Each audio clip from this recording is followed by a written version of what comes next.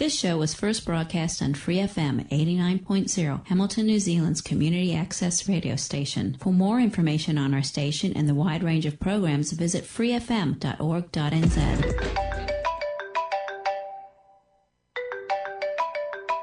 Hey, Dad. Johnny, can you help me with this iPhone? Oh, Dad, just go to UB. UB, Hamilton's only dedicated Apple authorised reseller and service provider for all your Apple needs, including iPads, iPhones, portables and desktops. Come talk to the experts at UB, Te Awa at the base. To keep up to date with the latest news and announcements, like us on Facebook, follow us on Twitter at UBNZ, or head into stores so we can help you be the best you can be.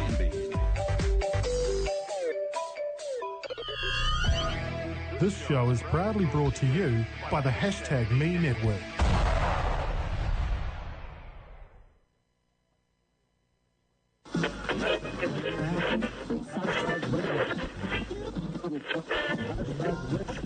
And now, #RadioNZ. /.///////com.com. Welcome to #Radio. I'm Fid McAwesome. And I'm V8 Matty. And we're brought to you by UB. You can check them out online at ub.com. ub.com. Follow them on Twitter at UBNZ, and look them up on Facebook. They are your home of everything Apple, and I'm going to have to probably visit them this week because my iMac is poked.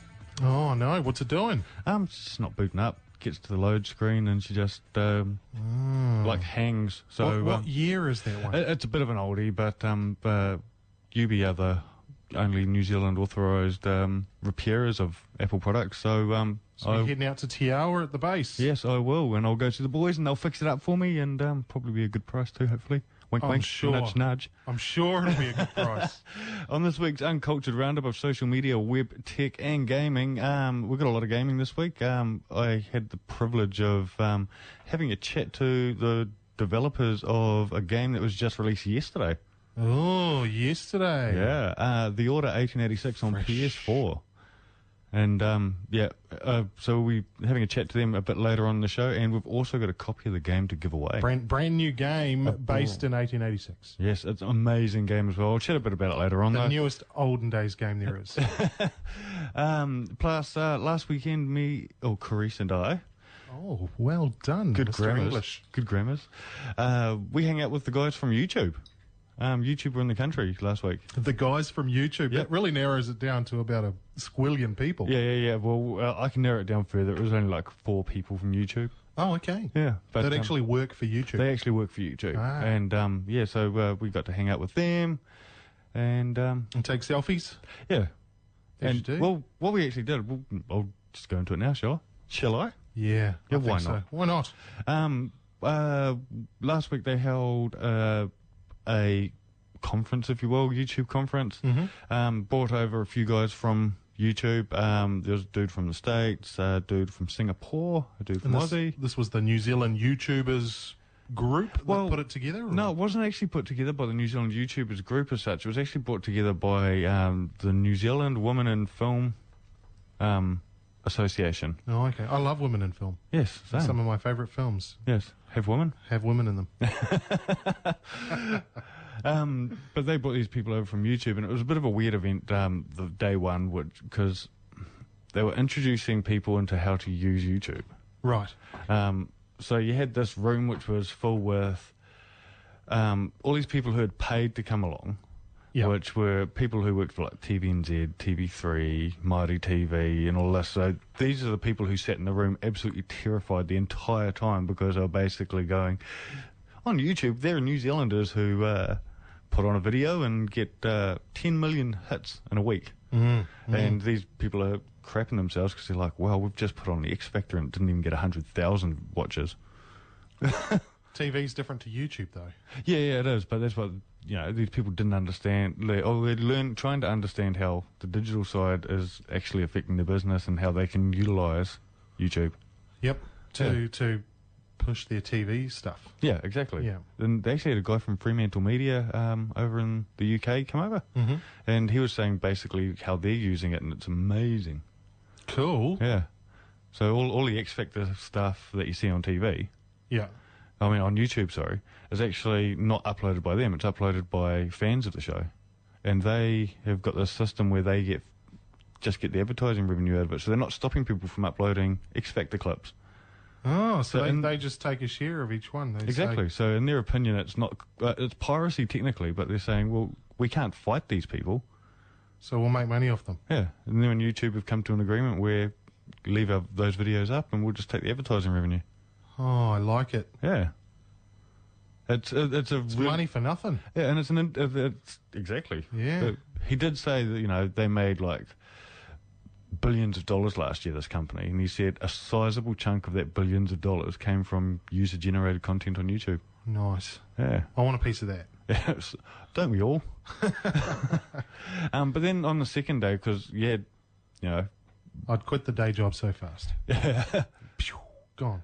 So you had all these TV people. Then you had people from companies who'd paid to come along as well. So they're trying to learn how to use YouTube to advertise and do content marketing and all this sort of thing. Mm-hmm. Then you had people like us who are YouTubers. We've got our own YouTube show. Yep. And other people like vloggers and stuff who YouTube had actually invited along. So we didn't have to pay. 'Cause we were Nice. guests of YouTube.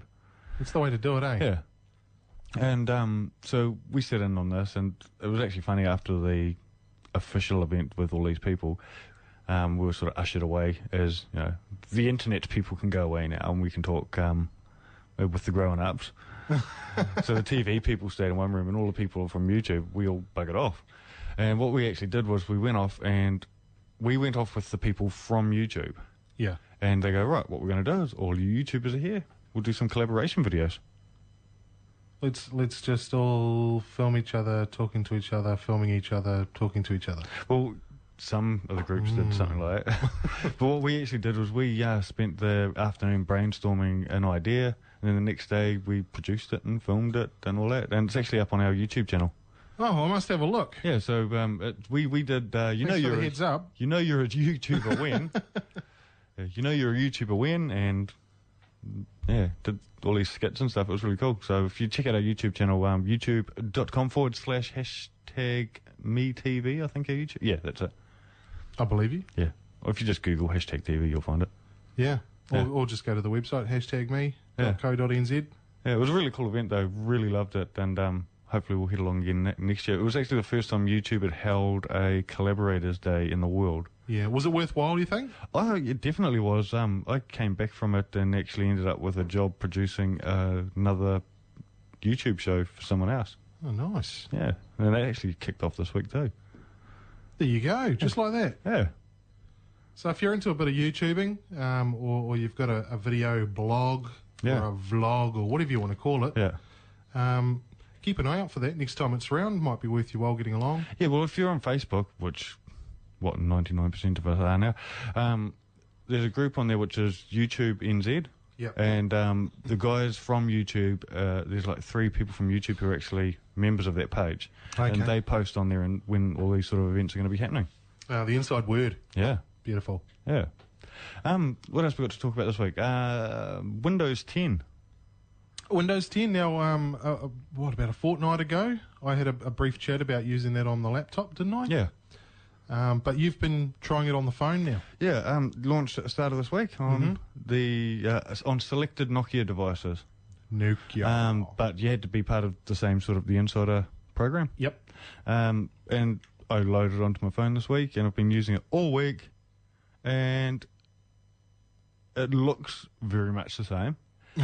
As it did before. Yeah, well, visually, it doesn't look like it's changed at all, does it? No. But there's certain things like they've changed the way the settings work. Like the settings used to just be this long list of settings. Now they've tidied that up. It looks better. A lot of the fonts are more... Don't start me on fonts. cleaner. Windows 8 were really quite inconsistent when it came to fonts. So they've got a bit more consistency across it. And a few extra little features and stuff. They've changed the way Cortana works. Okay. Hey, Cortana. Yeah. It looks the same now as what it does on the Windows 10 for PC. Okay, cool. Yeah. So if you use it on one platform, you'll be fine for the rest. Yeah, exactly. Yeah. The only thing is, because it's the very first release on mobile, it is really, really buggy. Like, really buggy. So just lots of stuff crashing and hanging and... Yeah, I've had to pull my battery out to reset the phone a couple of times, just really? today. They're bad. It's not bad. Like, you have to understand, like, you do these insider programs or these beta testing, it's not ready for release version. Yeah. When you're ticking the box, aren't you? You're agreeing to a complete nightmare and the potential of screwing your device. Exactly. The benefit is when Microsoft give you the device, you're not. Well, that's the point. It's not so bad. Yeah, well, I'm not so worried about it if I brick it. But yeah, I'm liking it, and like I said before, if you get on online Google Windows Insider program, you can actually join up and download it on your phone or on your PC and check out Windows early. Yeah, Windows 10. What are your thoughts after having it for a while? I really like it. Yeah. Much prefer it to Windows 8. Yeah. It's definitely progress from there. Yeah. But like we originally said, I think it really is Windows 7.5. Yeah. It's what should have been released after Windows 7. Yeah. It's just taken the best of both, and it works great on the computer. I've not had too many glitchy. Like with your phone, I guess phones are a bit more temperamental. Everything's tied together. Yeah.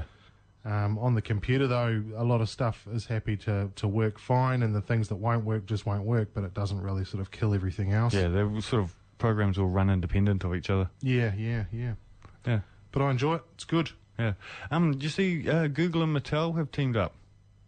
Google and Mattel. Yeah. So you remember Mattel, the toy company? Toys, yep. Yeah. They actually did this last week, but we were away over the weekend, so we didn't report on it on last week's show.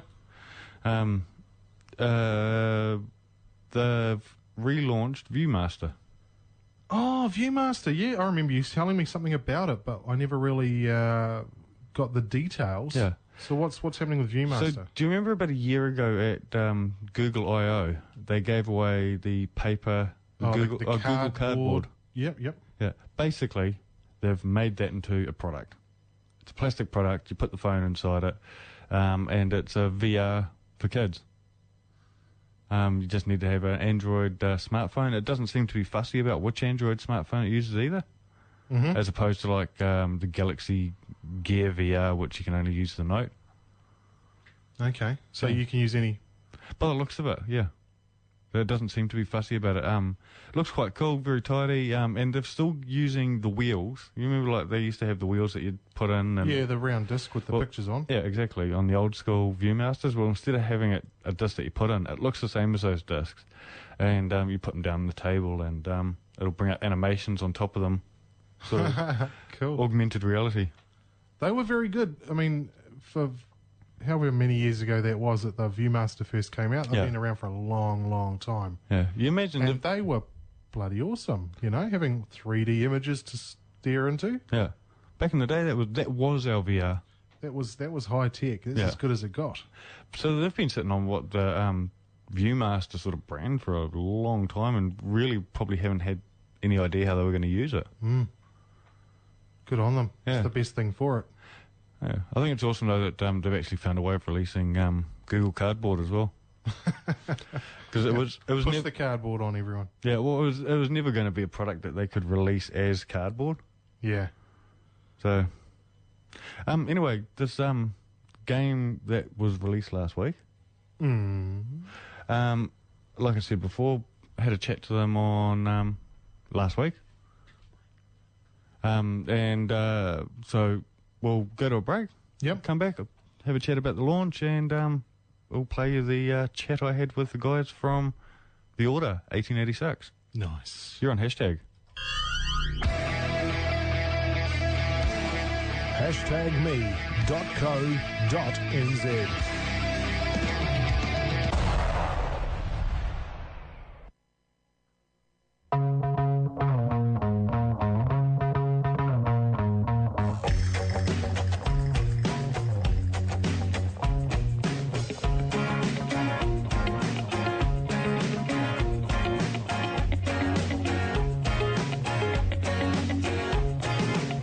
You're such a lovely cup, why don't you fill me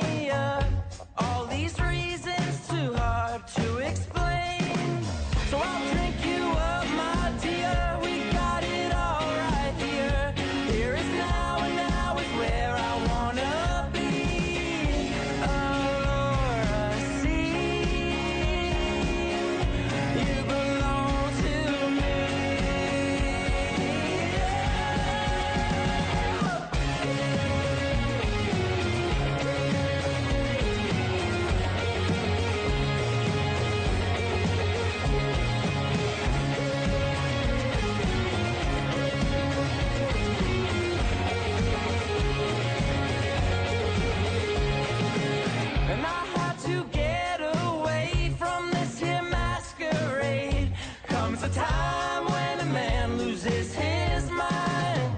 It's such a mystery, my philosophy. What to do when we do have some time.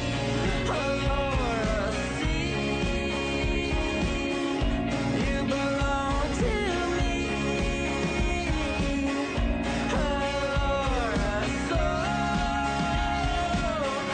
never let you go. Never let you go.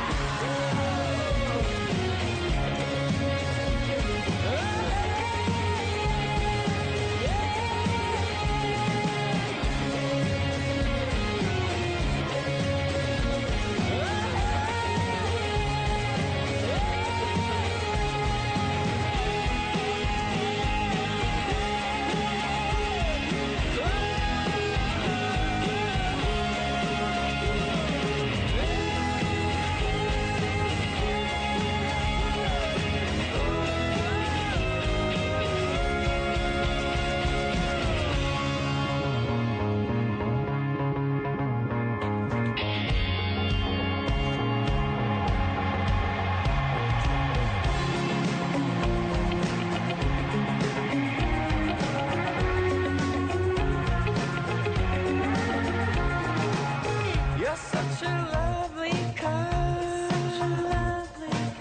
Why don't you fill me up? Why don't you fill me up? You're such a lovely car. Why don't you fill me up?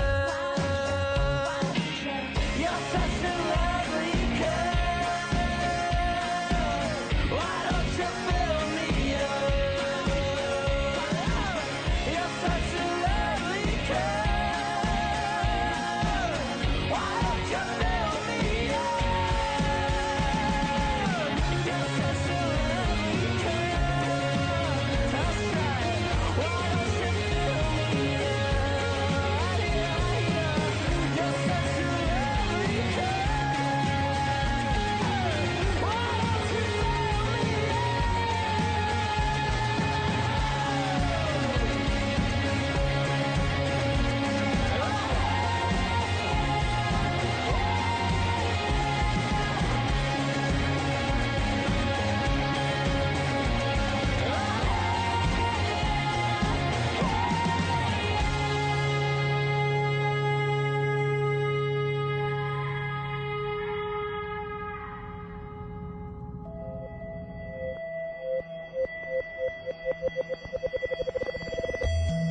Join the Free FM online community on Facebook and Twitter.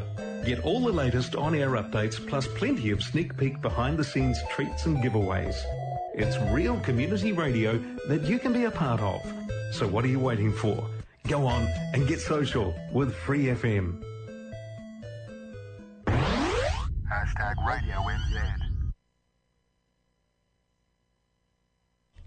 You're back with Hashtag Radio, proudly brought to you by Uber. You can check them out on Facebook, UBNZ, on Twitter, @UBNZ, and get online and get along to ubi.com for all your Apple needs. Yes, you can. So anyway, I said we went to this launch last week. Yes, you did. To the game launch. I tell you what, man. I couldn't go, as per usual. Yeah, well, I feel your pain actually at the moment.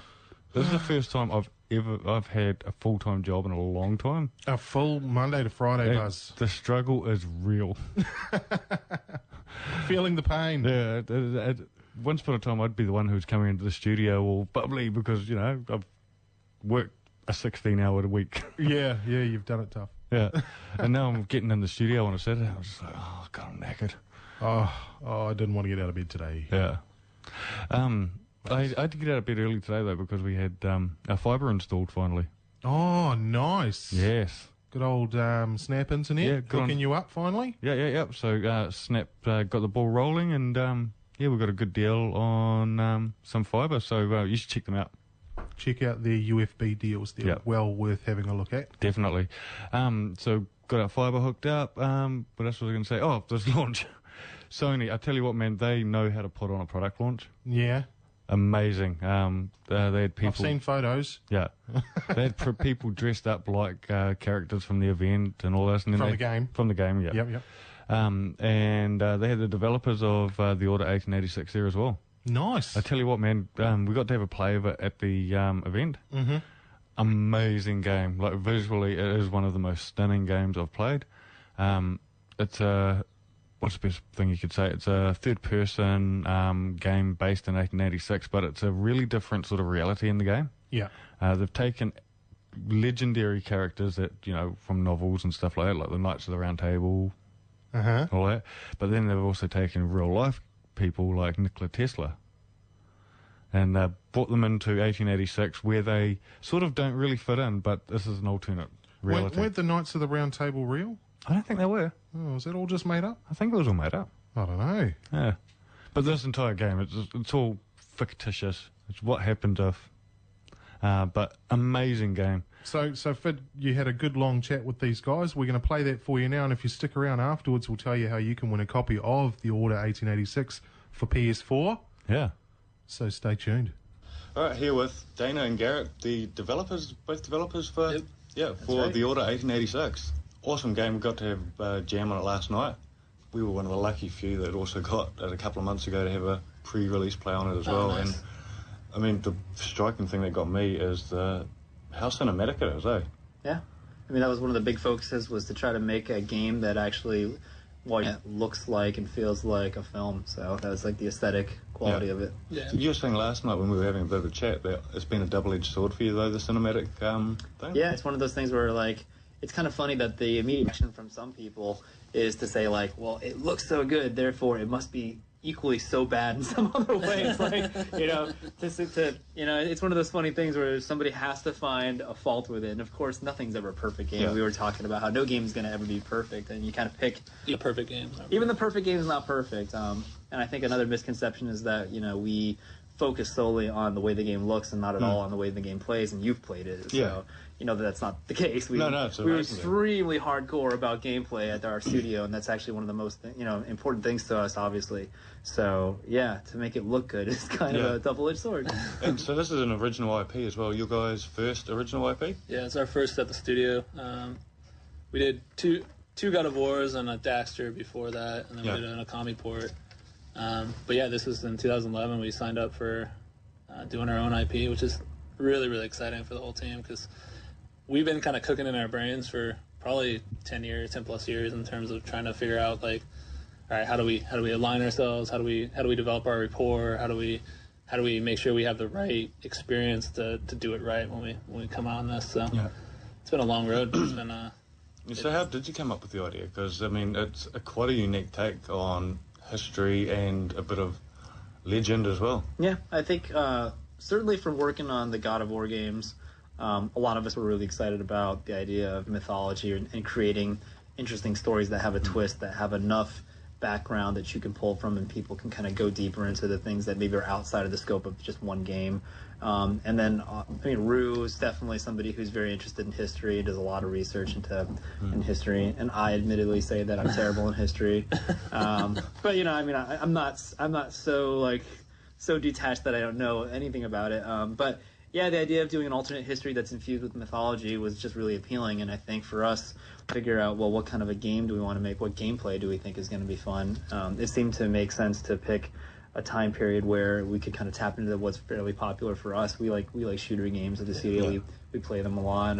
I've always kind of liked them. I know you played Quake and all that stuff all the way back in the day. Religiously, we were like, oh man, So I don't really see that genre is going anywhere. And it's not that we wanted to jump in that everybody else is doing it. It's more, in the time period, 1800s, that's kind of a weaponry that's coming around. It's guns are starting to come into play, and taking these characters that used to fight the knights, used to fight with swords and things like that, and saying, like, now you have this new thing, and it's, able to shoot things from afar, and it's much more powerful than, say, a sword might have been.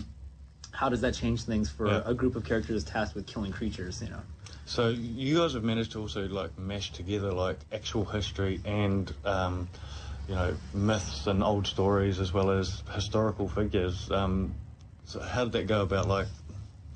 Was it always the plan to go down that direction, or? I mean, the plan.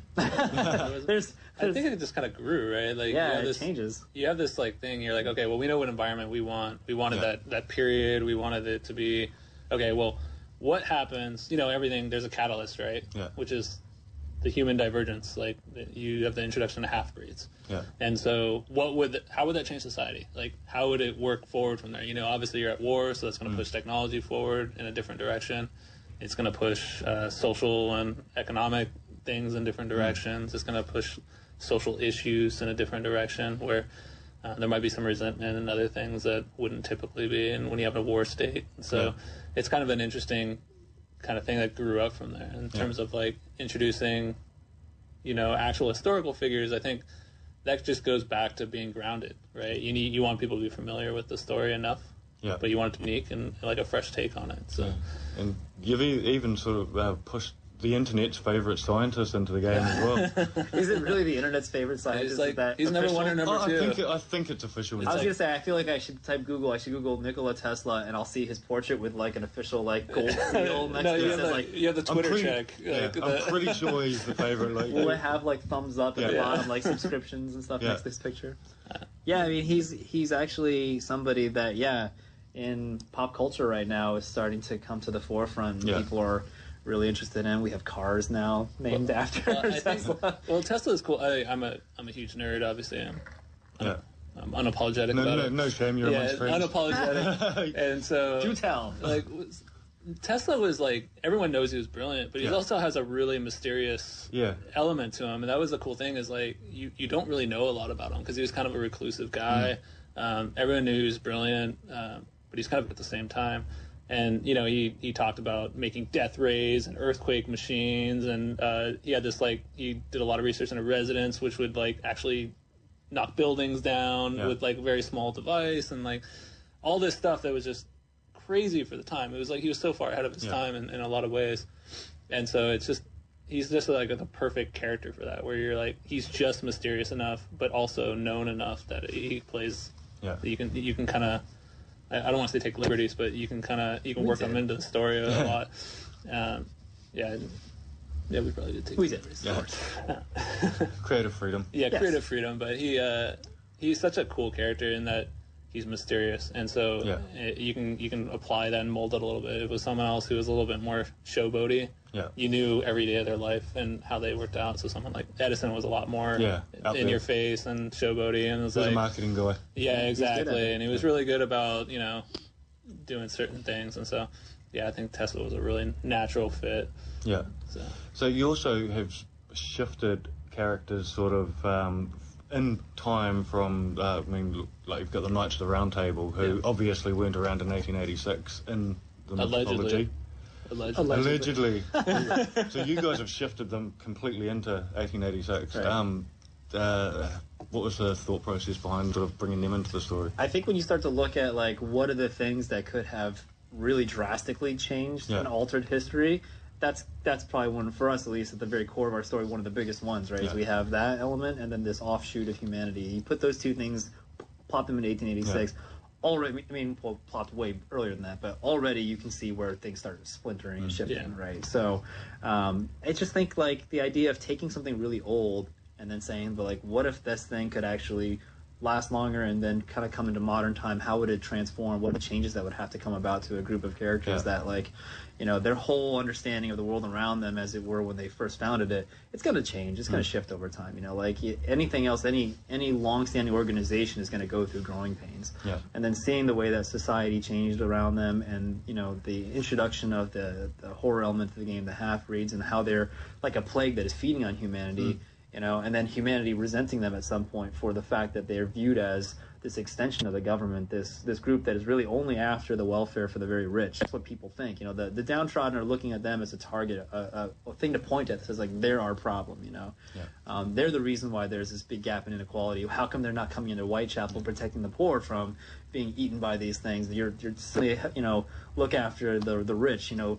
there's a... So you've built quite an element of social commentary. Yeah, I mean, right. You see the section that on the Westminster Bridge that we're playing, and the knights run up to a carriage, and there's one of the lords in there, Lord Hastings, and it's like, get him out of there, it's like, here's the knights acting very, concerned about extracting one of these characters that they care about because he's part of the bureaucracy. Yeah. Just an act like that, having the rebels see things like that, is going to, again, cause a rift. So yeah, the game definitely touches on a lot of social dynamic issues. So, do you have any challenges with you've been working on the game for how many years? You said 10 years? No. We've been actively developing it for about 4 years. Yeah. It's just, like anything, you have it kicking in the back of your head. Like, I know Dan and I were talking about it probably 6 years ago almost, maybe even longer, and that was something that he had thought of. He had, ideas for how it would work. And so was it always intended for the PS4?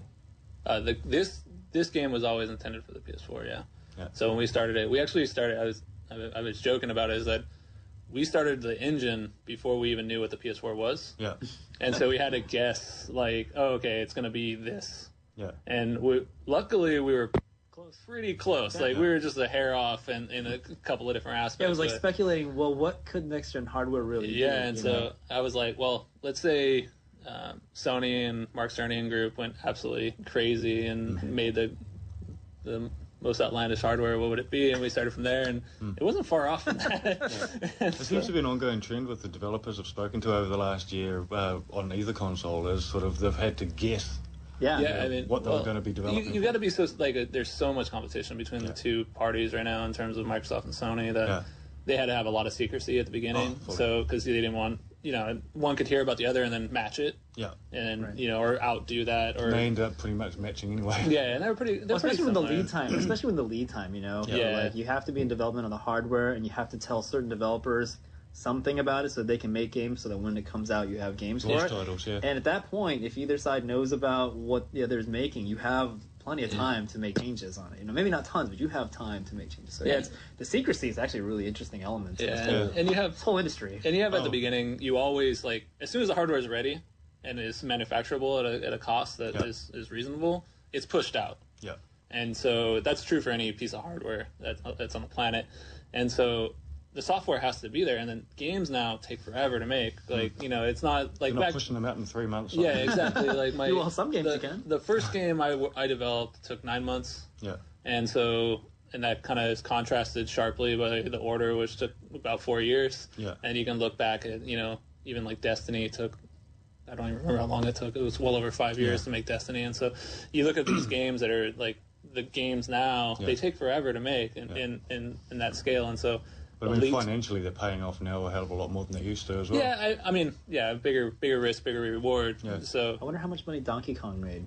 Donkey Kong probably. That'd be interesting. Yeah, for a game as long as it took maybe. Mario 3 is still the highest selling game in a lot of ways. And but I think you're going to find fewer games that had that level of investment where it's small maybe in time and money and then paid off at a global scale like that. That's probably really rare now. Yeah. It's just more that we had to develop in the dark a lot of it, and so it's not that we're complaining about it. It's just that it's such an interesting problem of going, okay, well, I think the industry's going this way, so let's bet and let's go this way. And when we're developing the engine, let's tailor it towards that. And when we find out what the actual hardware is, then we'll zero it in and nail it. So, yeah, it was an interesting thing.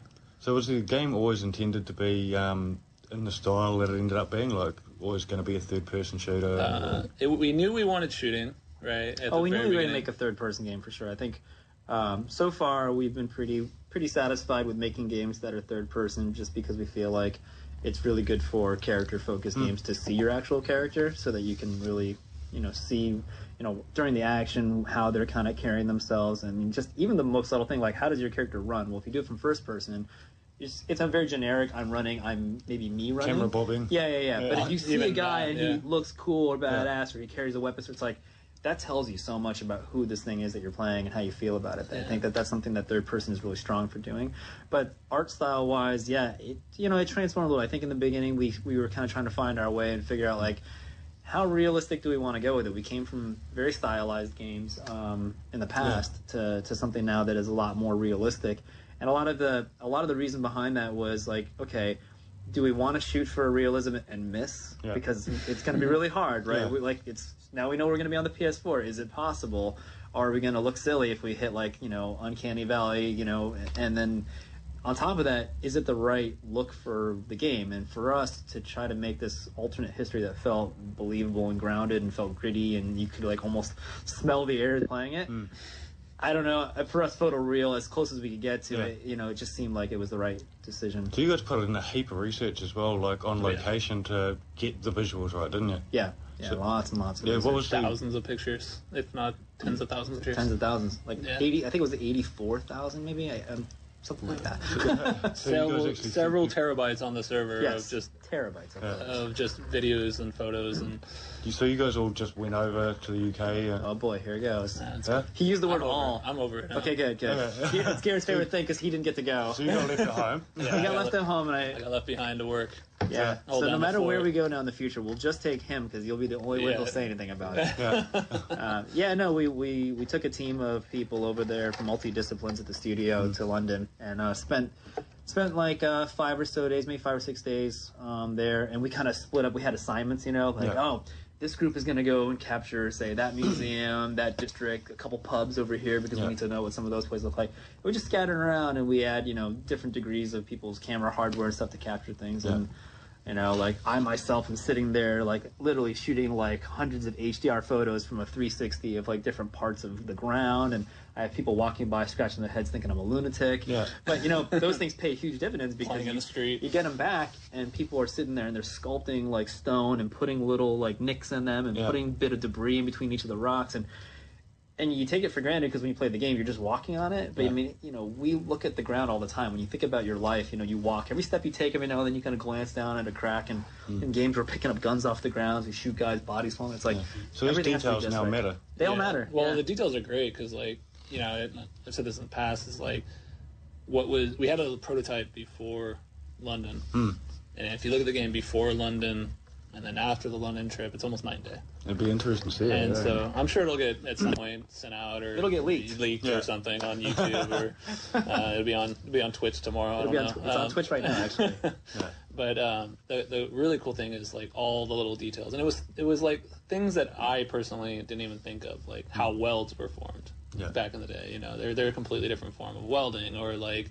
Why do certain things scratch certain ways, or what is actually in between cobblestone, and what does that mean when you have hundreds of years of a cobblestone that gets pounded and you have varying debris of different fauna that's getting pounded into the dirt in between the cobblestone? What does that look like, and how does that react differently? And so you have all these really, really, really particular details that are not just like local area, but they're just local to the time of the area as well. Like, and I imagine this sort of research doesn't go into the same sort of thing as a Jack and Daxter game.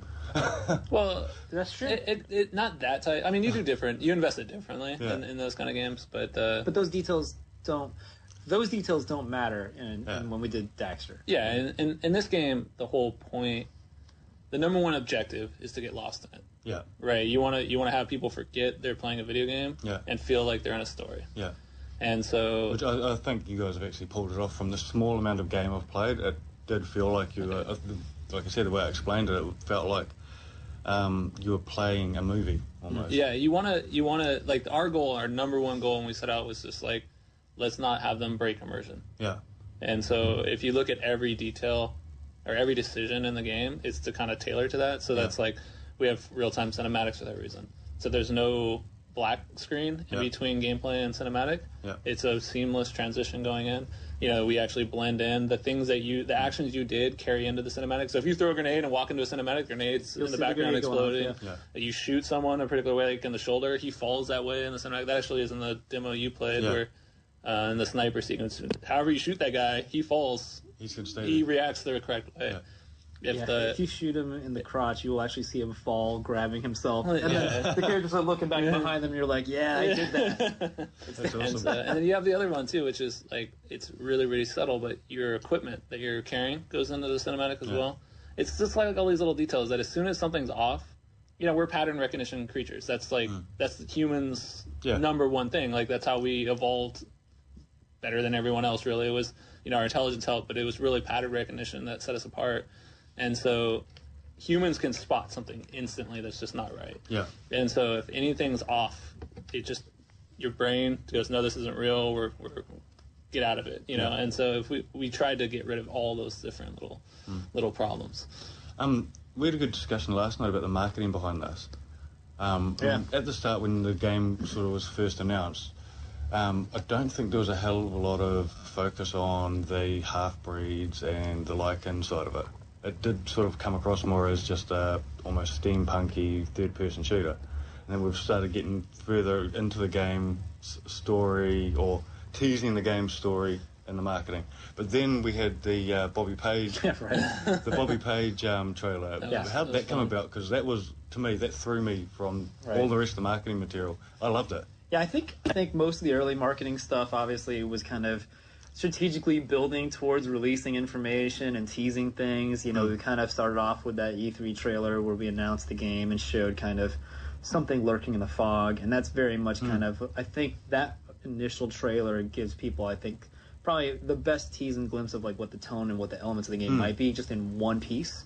And then you start to move on, and some of the kind of materials are a little bit more focused on kind of the game elements, and then kind of some of the more game-centric story, and then we have some of these offshoot things that some of the other territories kind of latched onto and said, like, oh, I think it would be really interesting to do a kind of shadow puppet theater, little limerick kind of song story about the half-breed element of the game. It was creepy as shit. Yeah, it was, and I think that's, to me, those are interesting because everything doesn't have to be like a Michael Bay movie trailer to sell you on a game, right? It can be these other things that kind of give you tone in a different way. Like, it's like, oh, that's cool, and it's haunting, you know. There's something about it. It's like, I don't think people realize that he was gonna start transforming, and you see the hands grow into the claws, and the next thing, like, it's really morbid, where he kills his family, and then it's like, the Order.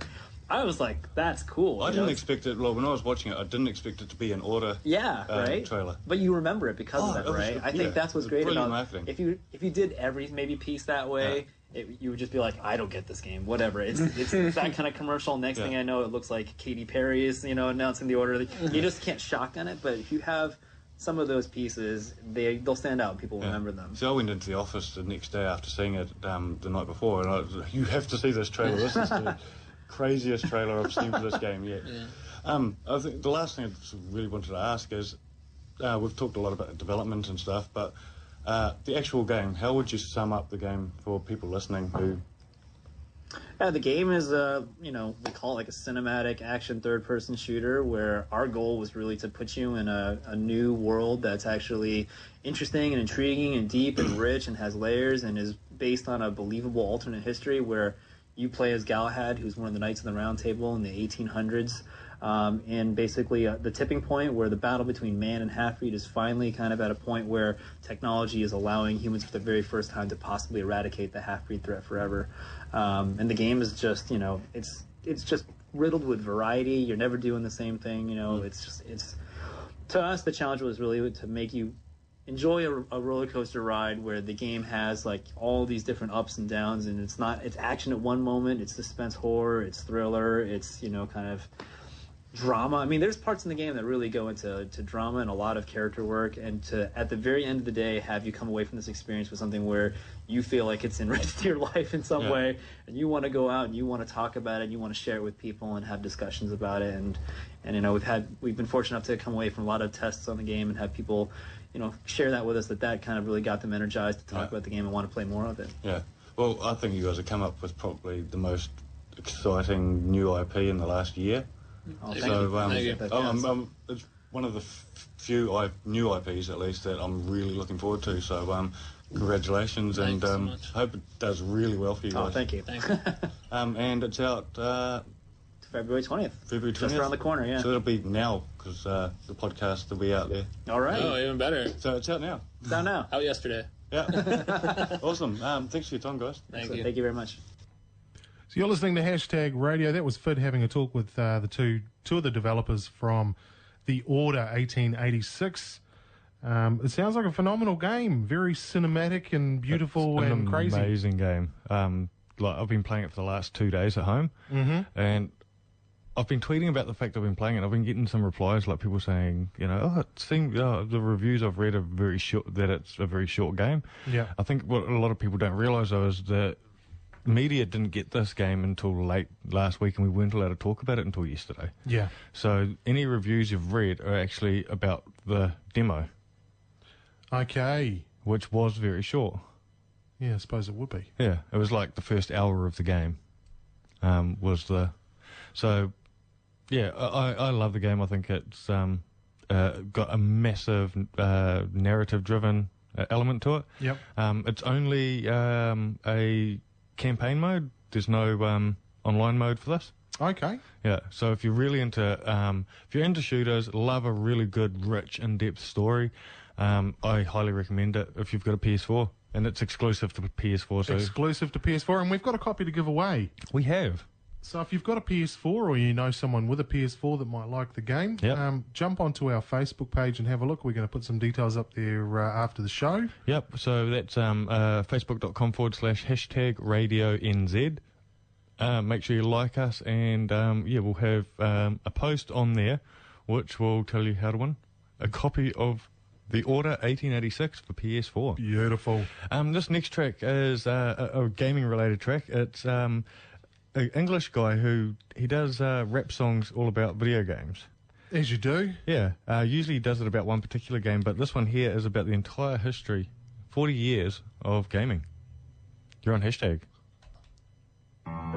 When gamers came along, the planet laughed at us. But this is gaming in the future. And you haven't heard The Last of Us. Dismissing this is just an enormous fallacy. So open your mind and let it alter your reality. Hey geeks, I bring a message from the future. There's a new revolution headed to computers. It's 73, but it won't be too long till we can get the TV to play a game of Pong.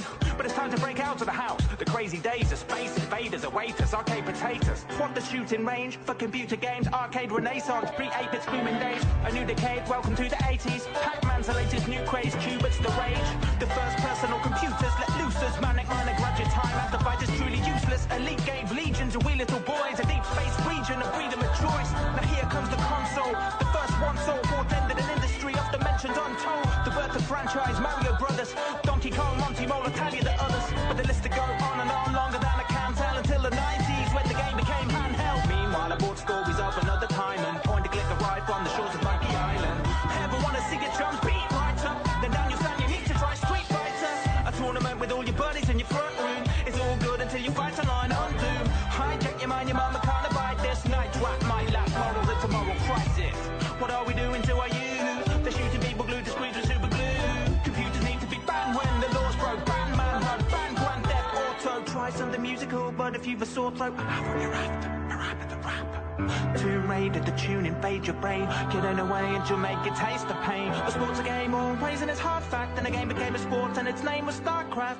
Kids used to play with dolls in a house. The Sims is the same but control with a mouse, yeah. Open worlds about already 3D. Hey, until the Elder Scrolls and GTA. Wait till you see the scale of the monsters and bosses. That you face in Shadow of the Colossus. Things are getting bigger, more decision, more maps. Millions of simultaneous players in Warcraft. All the people, so many people. See your whole family can get involved in Wii Sports. And more people means more money, more flair. For big blockbusters, card modern warfare. Even more people, more freedom, more indie games. Limbo, Fez, Super Meat Boy, Brave. Revolutionizing gameplay, a mind blast, constructing infinite disruptible worlds. Minecraft, gaming on the telephone, yes I know it sounds absurd. Fruit Ninja, Farmville, with birds. When gamers came along, the planet laughed at us. But this is gaming in the future, man, you haven't heard the last of us. Dismissing this is just an enormous fallacy. To open your mind and let it alter your reality. When gamers came along, the planet laughed at us. But this is gaming in the future, and you haven't heard the last of us. Dismissing this is just an enormous fallacy. So open your mind and let it alter your reality. When gamers came along, the planet laughed at us. But this is gaming in the future, and you haven't heard the last of us. Dismissing this is just an enormous fallacy. So open your mind and let it alter your reality. When gamers came along, the planet laughed at us. But this is gaming in the future, and you haven't heard the last of us. Dismissing this is just an enormous fallacy. So open your mind and let it alter your reality. When gamers came along, the planet laughed at us. But this is gaming in the future, man, you haven't heard the last of us. Dismissing this is just an enormous fallacy. So open your mind and let it alter your reality. Gamers, the world is ours. Now where shall we take it?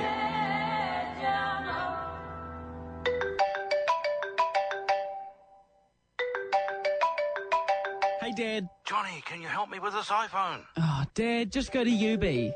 UB, Hamilton's only dedicated Apple authorised reseller and service provider for all your Apple needs, including iPads, iPhones, portables and desktops. Come talk to the experts at UB, Te Awa at the base. To keep up to date with the latest news and announcements, like us on Facebook, follow us on Twitter at UBNZ, or head into stores so we can help you be the best you can be.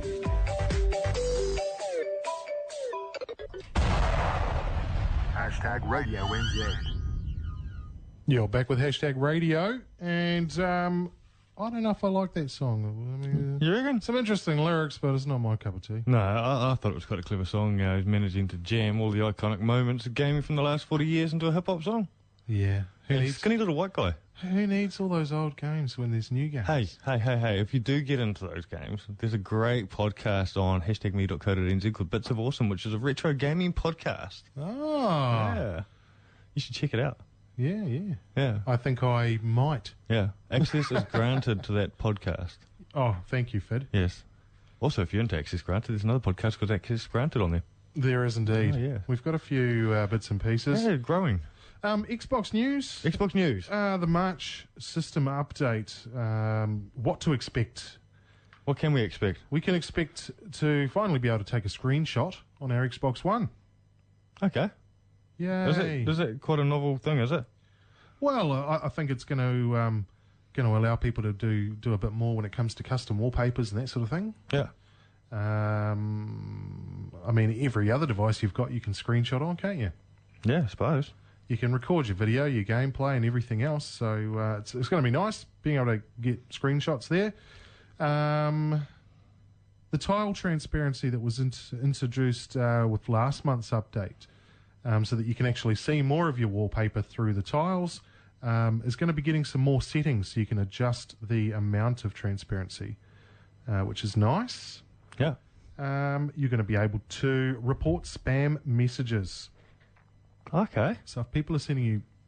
Do you get a bit of that on Xbox? Messages, a little bit. I mean, if you're playing online, you get all these stupid invites to join this, join that. I suppose it's just like any online platform. If you've got a way of messaging people, they're going to be douchebag, idiot marketers who try and send you stuff. So we're going to be able to report specific messages as spam.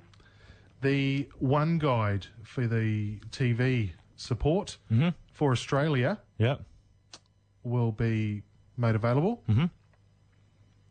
And Australia also will be getting the Xbox One digital TV tuner. Nice. For them. So we're not getting any of this in New Zealand yet? Well, I think the Xbox One digital TV tuner for Australia will most likely work here as well. Yeah. But don't quote me on that. Yeah. Don't go ship one in and then say, but Matt said. Yeah, so we haven't got the ability yet to do the TV side of the Xbox One, eh? We have. We just don't have the built-in Xbox One guides, which basically syncs it to your local TV so that you can use the see what's coming up and stuff, like your program guide. So the One Guide incorporates your local channels into that. Yeah. So we can run our TV through the HDMI input on the Xbox One already and use the Xbox to control your TV and what channel you're watching and all that jazz. Yeah.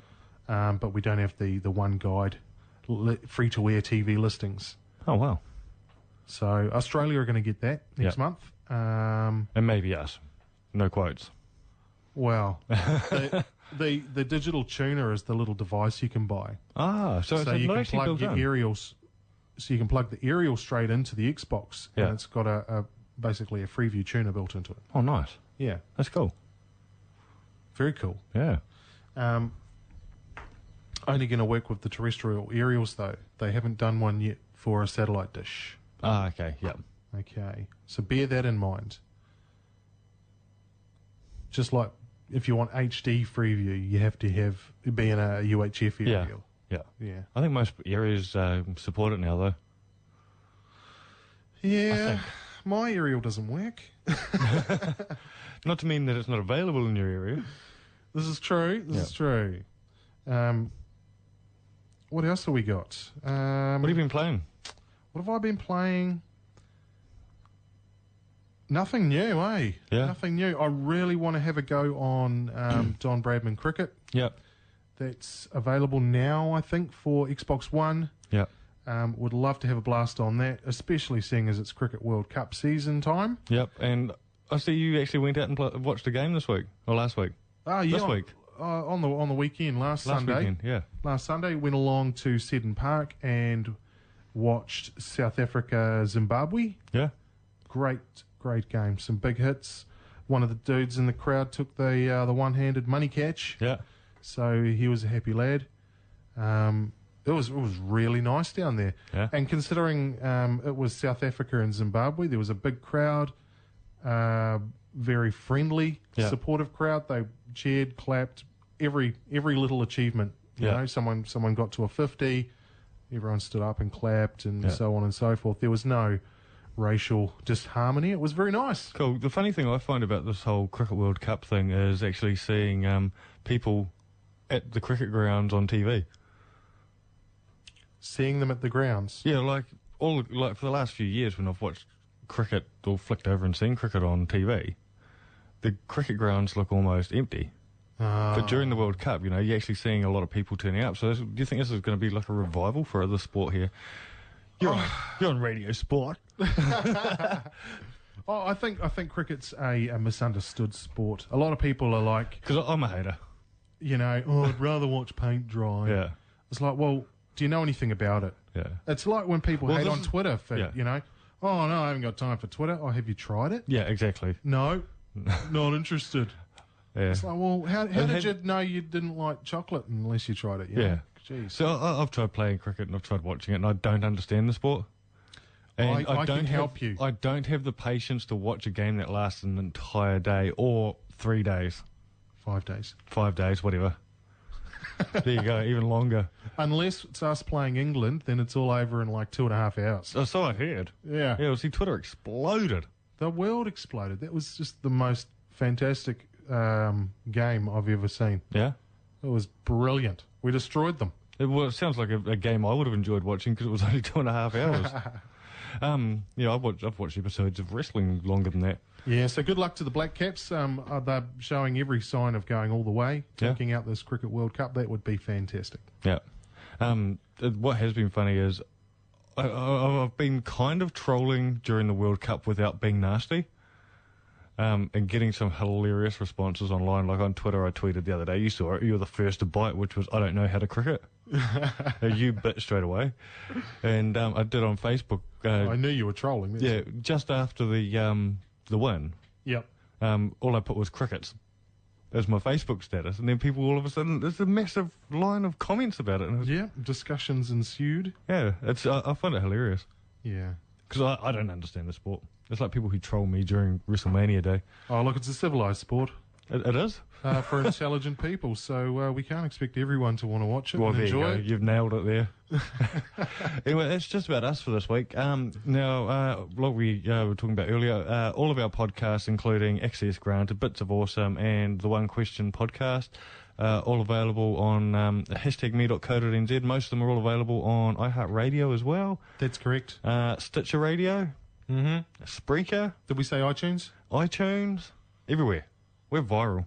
We are. Get in there. Yeah. Have a listen. Check them out. Subscribe to them all. And if you like what you hear, give us a rate and tell your mates about it. Yeah. And if you don't, then just unsubscribe. Yeah. And don't tweet us about it. No. We don't need to know that you didn't like it. Yeah, exactly. Just quietly move along. Yeah. Nothing to see here. So, anyway, that's us for another week. Thanks for tuning in. And we will be back next week. See you. #me.co.nz.